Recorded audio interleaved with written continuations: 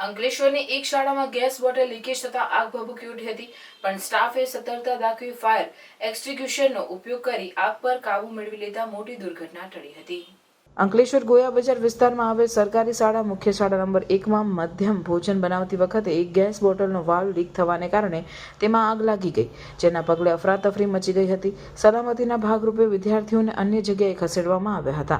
ઘટના દરમિયાન શાળામાં હાજર સ્ટાફ અને શિક્ષકોએ તત્કાલ ત્યાં હાજર ફાયર એક્સટિંગ્યુશરનો ઉપયોગ કરીને આગ ઉપર સમયસર કાબુ મેળવ્યો હતો, જેથી શાળાના સ્ટાફની તકેદારી અને ઝડપી પગલાઓના કારણે મોટી દુર્ઘટના ટળી હતી અને કોઈપણ જાતની જાનહાનિ કે ઈજા થઈ ન હતી।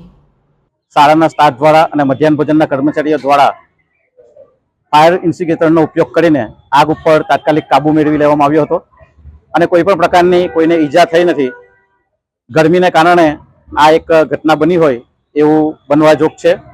વિદ્યાર્થીઓને પણ સલામત રીતે અન્ય જગ્યાએ ખસેડી લેવામાં આવ્યા હતા અને સમય સૂચકતાને કારણે કોઈ જાનહાનિ કે અનિચ્છનીય ઘટના બનવા પામી નથી। એ સાથે જ ફાયર બ્રિગેડને પણ જાણ કરતા તાત્કાલિક અસરથી ફાયર બ્રિગેડનો સ્ટાફ પણ અત્રે હાજર રહ્યો હતો અને એમણે પણ આનુષંગિક કામગીરી કરી હતી। કેટલા વિદ્યાર્થીઓ અહીંયા કન્યા શાળા બ્રાન્ચ નંબર 1માં કુલ 190 વિદ્યાર્થીઓ અભ્યાસ કરે છે। હાલમાં પરીક્ષા ચાલુ હોય આ ઘટના બાદ વિદ્યાર્થીઓને મધ્યાહન ભોજન આપીને વાલીશ્રીઓના આવવાથી રજા આપવામાં આવી હતી।